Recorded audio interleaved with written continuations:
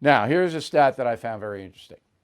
43% of American workers don't pay federal income tax. Almost half the country doesn't pay a dime in federal income tax because they don't earn and they have income tax credits and all of that. They don't pay anything. 57% carry the other 43. So you talk about infrastructure, roads and highways and bridges, 43% aren't going to chip in anything. Nothing. Zero. All right? 57 carry everybody. And of those 57, it's the top earners and achievers that pay most of it. So we don't have what they have in Europe, a value-added tax, VAT, where everybody pays tax on everything you buy. Okay, that gets the government more money. We'll have it soon if the Democrats continue. Okay, so this is the classic divide and conquer strategy. You're going to hear it tonight. You'll also hear some stuff about policing. I don't know what he's going to say in that regard. He took it pretty hard calling the country racist a couple of weeks ago, but we'll see if he learned his lesson. Probably not. So let's go to our guest, Amanda Makki. She's down in Tampa, Florida. She is a lawyer and Republican strategist. So number one, dividing the country, that's a pretty good strategy for the Democrats. It might not be a good strategy morally, but it's a pretty good political strategy, right? It's good for them, and they've done a good job of playing identity politics. They've done a really good job with this critical race theory and making you feel bad for being white, basically for your race. And I think what it does is it pits American against American, and that's wrong. I am a minority. I grew up in this country, and I never felt like I was pitted against white people because I was brown or against black people. But that is now what the Democrats and the progressive base is really pushing, and they're doing a really good job with it. And that is something that someone like Joe Biden, who has really positioned himself as a moderate most of his career, is now tacking so far to the left. He's espousing these progressive views. That's gone. Now, when you say you're of Middle Eastern descent, right? I was born in Iran.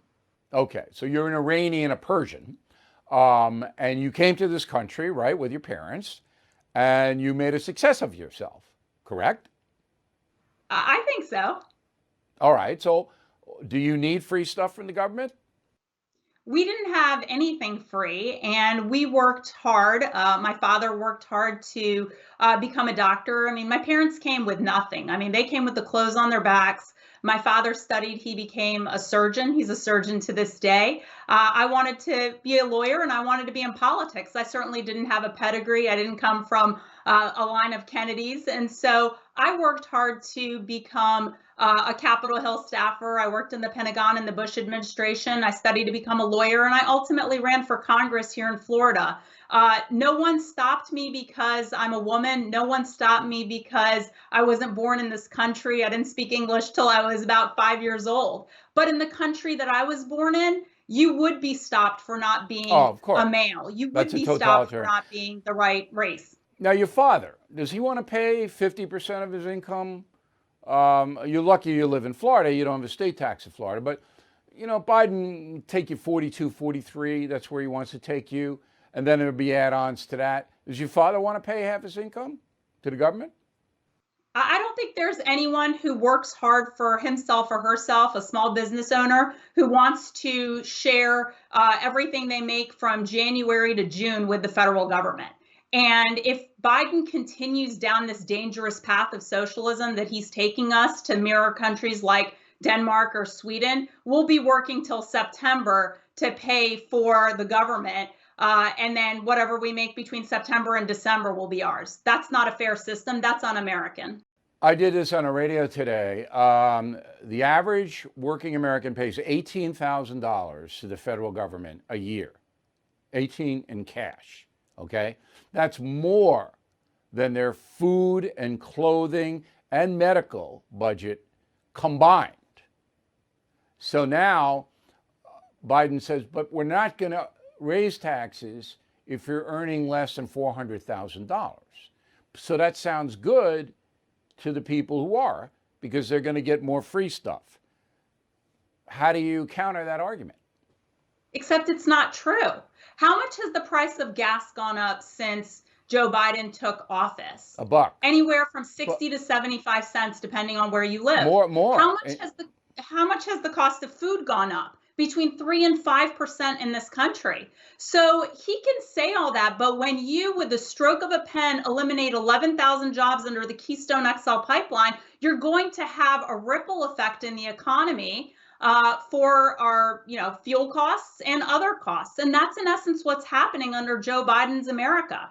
Yeah, I want to be very specific. Gas prices are up since Inauguration Day, 23%, expected to be up by 34%. This is a gallon of gasoline in your vehicle, by July. It is now. Now, last question for you. You are a very successful woman who deals with a lot of different people. You know people who voted for Joe Biden. I'm sure, right? You know people who voted for Biden, correct? So now, I know Republicans who voted for Joe Biden. So now, when you see how far Biden is tacked to the left and what he's doing and all the race stuff that he's doing, the skin color stuff, what do your friends say? Do they support him? Are they disappointed? What are you getting? What kind of feedback?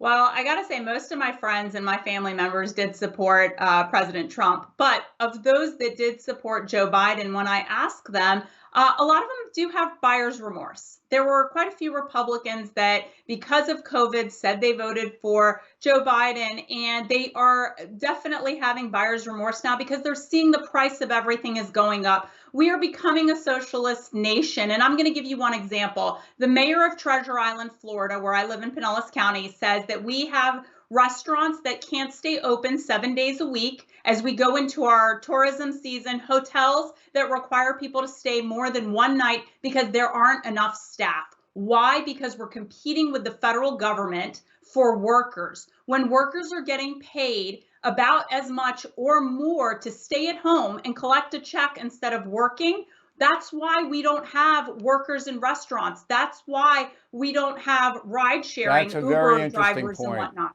Very interesting point, Amanda. I didn't even think of that. So the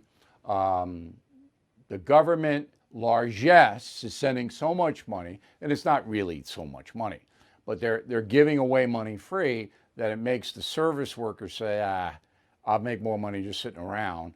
Why should I go sitting around, not paying for gas to get there, not paying for childcare to have someone take care of my child? Absolutely. I'm making money. There you go.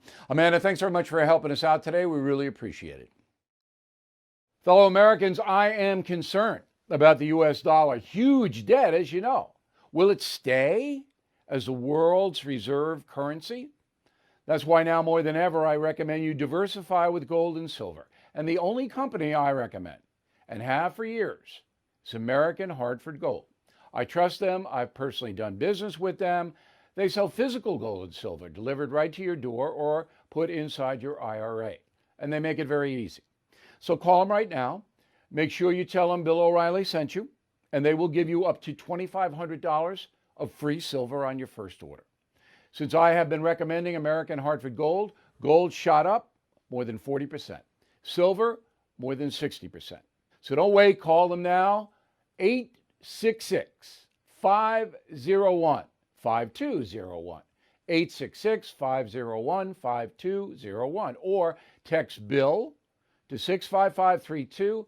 Again, that's 866-501-5201, or text Bill to 65532. Bill O'Reilly here. Thank you for watching this video, and make sure you subscribe to the First TV YouTube page.